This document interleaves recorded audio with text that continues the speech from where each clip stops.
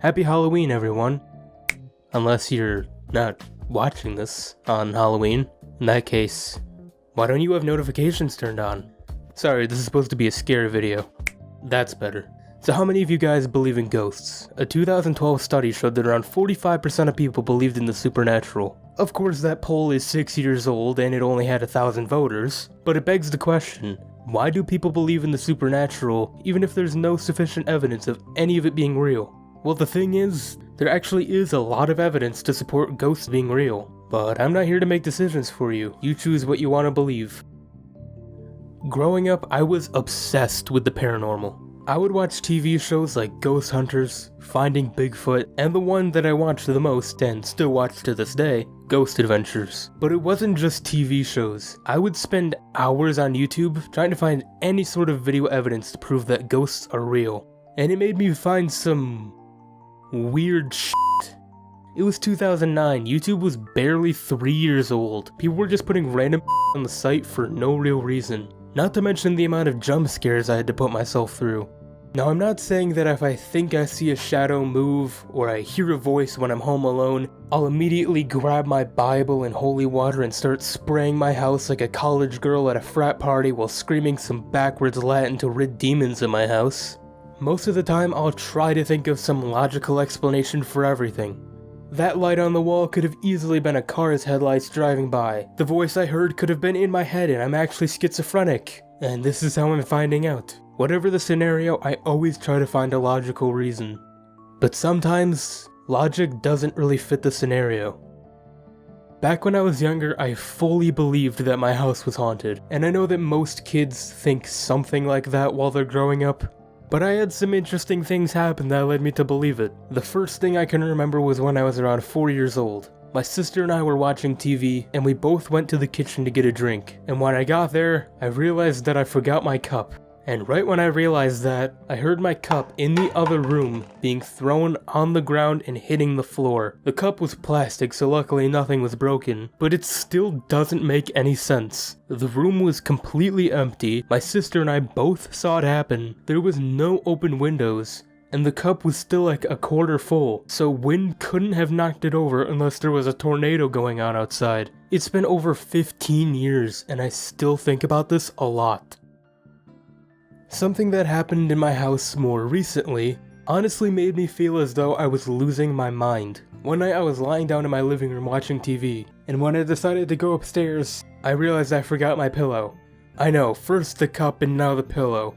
I probably have early onset Alzheimer's, but when I was coming back upstairs with my pillow, it felt as though a cold breeze just flew past me. It was dead quiet, and after a few seconds, I heard a faint whisper say, "What are you doing?" And then something pulled on my foot and I fell. I got up and ran into my room as fast as I could. I was so freaked out by this that I wrote down in the notes app on my phone what happened. I need to write this down because holy shit. It's 3 AM and I went downstairs to grab my pillow. I was coming back up the stairs. About halfway up, I heard someone whisper, "What are you doing?" And then about 4 steps later, something pushed on my foot when I went to step on the stair. I did not miss it. I was aimed directly at the center. I have lived in this house my whole life, and have been using those stairs for as long as I could walk. Something pushed my foot. Moving on from my possibly demon-infested house, let's talk about exploring abandoned places. My friend Jake lives near a house that one of our old classmates used to live in, and for a year, we talked about going inside the place, just to see what it was like. And after convincing some of our friends, we finally went to see it. The first time we went there, we were constantly on edge because we weren't sure if someone or something was living inside, but after about 20 minutes, we felt that it was safe enough and didn't worry as much. We were in the house for about an hour, and then we got bored and decided to leave. When we got outside, everyone else started walking back to Jake's house. But I stayed towards the back, and I looked at the house one last time. I shined my light through a window on the second floor. I saw the silhouette of a very tall man standing in the window, looking down at me. I turned around and ran back to my friends as fast as I could. I decided not to tell them because I knew they wouldn't believe me. "Oh, you only saw something scary when you were alone?" yeah, it wouldn't go over well, so I just stayed quiet about it, and this video is the first time they're going to be hearing about it. I still have no idea how that guy managed to not be seen by any of us while we were in the house. We explored the entire place. There was only one staircase, and when you walked down the stairs, it was loud as hell. I have no idea how he did it, unless he wasn't actually a person. I do have one other story about that house. Jake, my other friends Nick and Ryan and myself went back to the house because for some reason it became a regular thing in our friend group to go there. We went through our usual routine of getting inside, walking through the whole place, sitting in the kitchen for a while, and leaving. But while Nick and Ryan were in the kitchen arguing about Overwatch, probably, Jake and I went into the living room to get away from them. The living room has a giant window on the front side facing the road, and while Jake and I were in there, we saw somebody on the other side of the road with some sort of flashlight looking into the house. Now, I don't want to make assumptions about this guy, but it seemed as though he was taking pictures of us inside the house. Jake started freaking out. He thought it was a neighbor trying to get evidence of us being inside the house to show to the police. And when he went to go tell Nick and Ryan about it, that's when I heard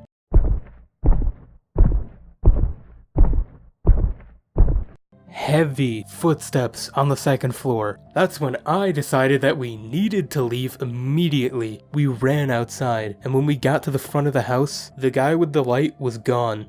Now, I wasn't originally going to talk about this story, mainly because I don't personally believe it was anything paranormal, but it just felt right for the tone of this video. Another place that we decided to explore much recently, like August, was an abandoned and supposedly haunted church. This one is a little different, and by that I mean I actually have evidence of one of the stories. Not good evidence, but evidence. This church was very creepy, but that might have just been because it was 3 o'clock in the morning, also known as the witching hour, or the devil's hour. There was a creepy stuffed animal in the window, and there was a book where people would write their names when they went there, and one of them was the exact same day as we went there. So somebody had been there within the past 3 hours. The main thing we did was sit in the front and ask questions. In total, there were 5 of us there, and we were all on the first floor. Jake was talking about sewing the bunny up and repairing it, and then we should take this home, wash it, sew it back on, and bring it back. Yeah, actually, no, I don't want to let spirits into my home. I mean, I could do that. I know how to sew. And I heard exactly what you just looked at. Again, that knock you hear is not us. We were all sitting completely still. The noise sounded like someone sitting down in a church pew on the second floor. Then my phone stopped recording, and then Jake's phone stopped recording. I picked mine up and immediately started recording again. If the storage space ran out like I thought it did, I wouldn't have been able to record after that. I would have had to delete some old files from my phone, but it just started recording again like nothing happened. Then I caught this. Okay, yeah, I turn my phone off, so my flashlight turns off, I turn my phone off. Okay, yeah, I turn my phone off, so my flashlight turns off, I turn my phone off, so wait, this is not recording. Okay, hold on. That's not dust. Dust looks similar to that, but that thing changed directions. I actually saw it on my phone when it happened, and you can see me kind of turn the camera to follow it. Yeah, it was a pretty late reaction time, but again, this was at 3 in the morning.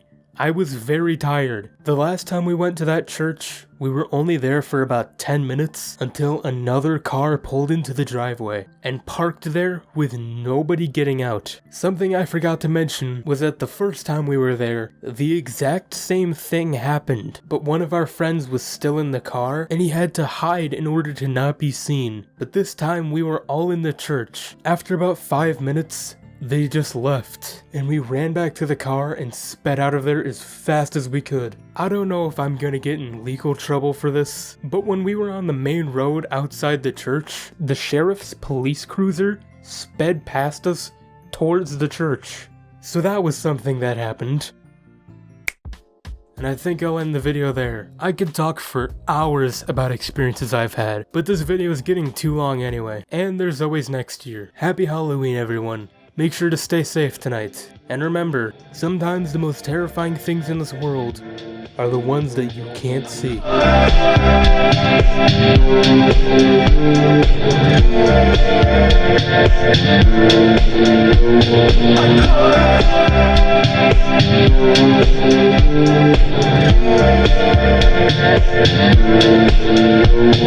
I'm